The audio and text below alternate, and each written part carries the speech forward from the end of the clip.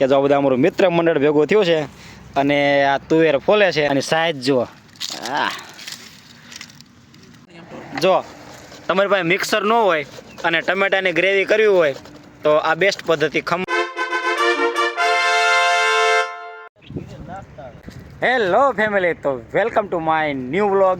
અને આજે જો અમે મસ્ત મજાનો પ્રોગ્રામ કરવાના છે. શેનો પ્રોગ્રામ તમને ખબર તો પડી જ ગઈ છે કે જો બધા અમારું મિત્ર મંડળ ભેગું થયું છે અને આ તુવેર ફોલે છે. એટલે તુવેર ટોઠાનો પ્રોગ્રામ છે આજે.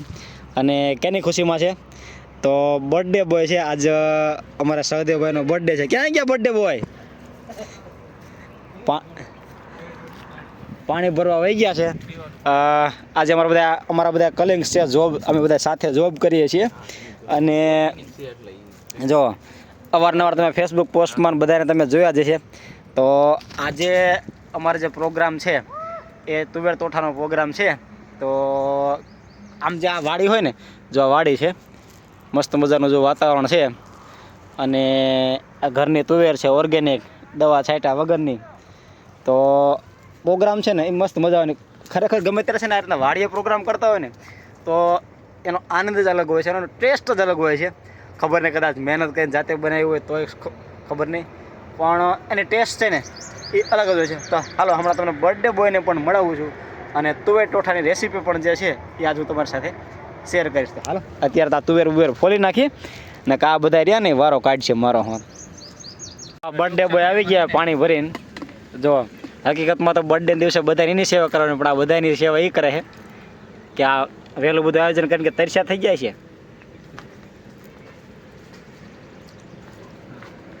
હેપી બર્થડે સહદેવભાઈ. આ કોણ છે?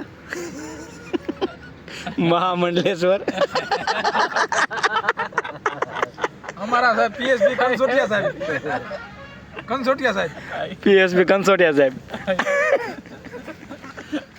જો આ બધા હવે જે છે સહદેવભાઈ વાડીએ બકાલા માટો મારે છે.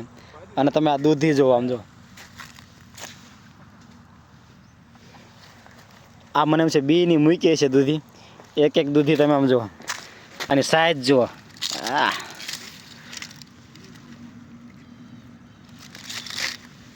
એક એક જણાથી ઉપડે એવી માંડ છે. તો આ દૂધી છે બધી.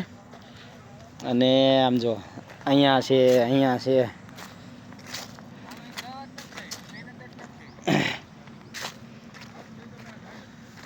આ જો દૂધી. અને અહીંયા રીંગણી છે. આખી વાડી છે ને, આખી વાડી જે આમ જો ને તો કેમ ઓલા હિમાચલ પ્રદેશની એ રીતના બધા પેલા ડુંગળામાં પહાડોમાં વાડી હોય. અમારે એ બાજુ બધા લેવલવાળા ખેતર, એટલે આ બધું અમને નવીન લાગે. જો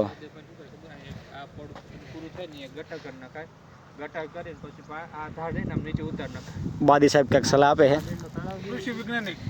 કૃષિ વૈજ્ઞાનિક બાદી સાહેબ. પાણીનો બધો નીતર છે ને, અહીંયા બધો નીતર અહીંયા નીકળી જાય, પાણી ભેટ નું આવે. આ રીંગણીમાં શું આવી ગયું છે બાદી સાહેબ? વાયરસ આવી ગયો. વાયરસ આવી ગયો. તો આના ઉપાય માટે સાહેબ અમારે શું કરવું જોઈએ? એની માટે દવા જે અમુક વાયરસ ની પડીકી આવે છે એનો છંટકાવ કરવાનો થાય. 6 ગ્રામ ની પડીકી આવે. આનો આલે દવા સિંધે છે આપણે પ્રાકૃતિક રીતે ખાવા વાળા. ભાઈ આ આપણે દવા વાળું ખાતા જ નથી. આ રીંગણી એને જાય હોય તો જાય.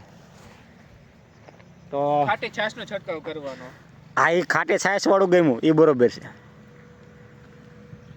હસુભાઈ વાઘેલા, બોલો. તમે રીંગણી વાવી હતી, તમારે શું થયું? મારે આ જ પ્રકારની એક જે આપણે ગુજરાતી ભાષામાં આપણે જીથરી કહેવાય, જીથરી થઈ ગઈ હતી. એટલા માટે મેં આ રીંગણી કાઢી નાખી. હા, અને આ સાહેબને ખેતીમાં શું ખબર પડે? મને કાંઈ ટપો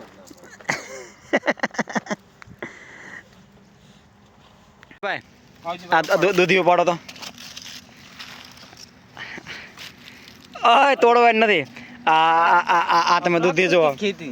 આ જો દૂધી આમ જો. એ મૌજભાઈ, આ દૂધી નથી, આ દૂધો શીખી જાવ. તમે બહાર નોકરી કરવા જવાના? હા, તમે જાઓ ને નડમતી બનાસકાંઠા ભાઈ જાવ. એટલે જરૂર તો ઈ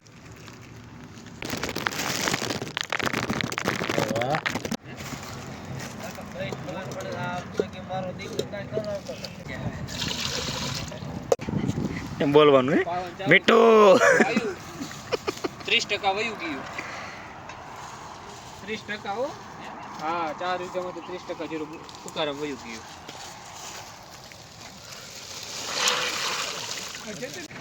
તો હવે આ તુવેરને છે ને એ મીઠાવાળા પાણીમાં બાફા મૂકી દીધી છે, બફાઈ જાય પછી જોઈએ આગળની પ્રોસેસ.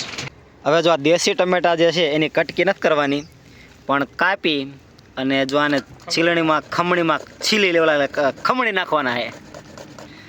જો તમારી પાસે મિક્સર ન હોય અને ટમેટાની ગ્રેવી કરવી હોય તો આ બેસ્ટ પદ્ધતિ ખમણી હોય, ખમણીમાં જે છે ખમણી નાખવાના એટલે ટમેટાની ગ્રેવી થઈ જાય. જો કેવી મસ્ત ગ્રેવી થઈ ગઈ.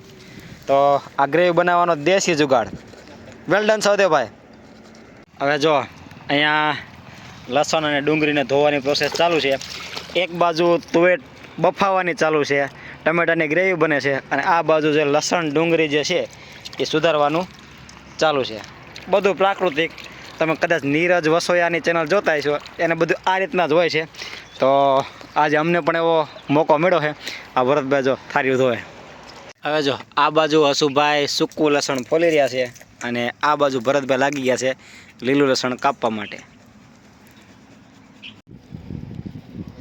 જો હવે આદુ મરચાંની પેસ્ટ અહીંયા બને છે, ખાંડવાનું ચાલુ છે. અને ખાંડડી જો લાકડાની સ્વદેશી ઓર્ગેનિક તરીકે બનાવે. લસણ આદુ મરચાંની પેસ્ટ ચાલુ. અને આ હસુભાઈ જો ટાઈટ ભાઈ જો આ બાજુ ઓય બાપા રે.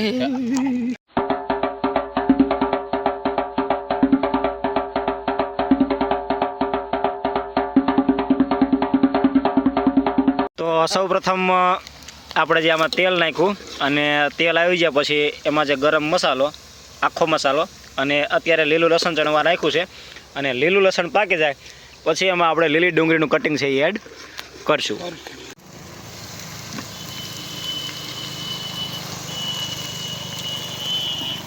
તો જો આ સદેભાઈનું કામકાજ ઊંચું છે.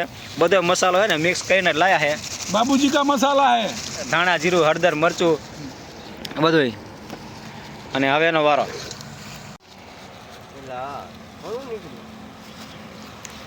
માફ કરીને જ લાયા છે. અને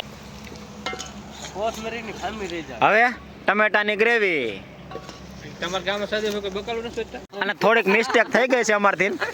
આદુ લસણ જે પેસ્ટ બનાવી હતી એ નાખવાનું બાકી રહી ગઈ હતી, પણ કાંઈ વાંધો નહીં. હવે જે છે આ જે તેલ હતું આપણે ગ્રેવી નથી નાખી એટલે ગ્રેવી પહેલાં એ નાખવાની ભૂલાય નહીં. હોતા હે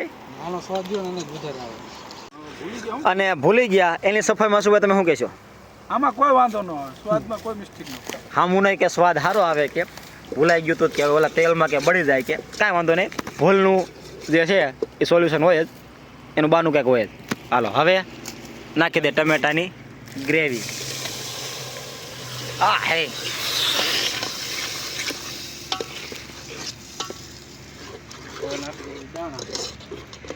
ના ઘડી રેજો ઘડી. સ્વાદ અનુસાર નમક એડ કરવાનું છે તમારે.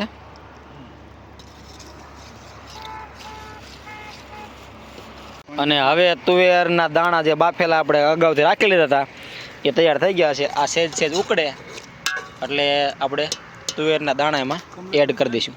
હવે થોડું અંધારો થવામાં છે, શાંત થઈ ગઈ છે. અને અમારા તુવેર ટોઠા પણ કમ્પ્લીટ થઈ ગયા છે. સાથે સાથે જો લીંબુ, કાચામાં ટમેટા, લીલી ડુંગળી, મરચાં અને આ બધું જો પાપડ શેકાવાનું ચાલુ છે. આજે છે ને મસ્ત ભૂખ લાગી છે હટીને. અને હાલો તુવેર ટોઠા ખાઈ નાખી અને તમે પણ આવો. તો આજનો અમારો પ્રોગ્રામ છે જે કમ્પ્લીટ થઈ ગયો છે. બધું એ રસોઈ બની ગઈ છે કમ્પ્લીટ. અને હવે અમે જમવા બેસી છીએ. તો તમને તુવેર ટોઠાની રેસીપી કેવી લાગી એ કોમેન્ટમાં જરૂર લખજો. ચાલો મળીશું કાલે. ત્યાં સુધી આવજો. Bye bye. આ સ્પેશિયલ રસોયા હસમુખભાઈ હલવાવાળા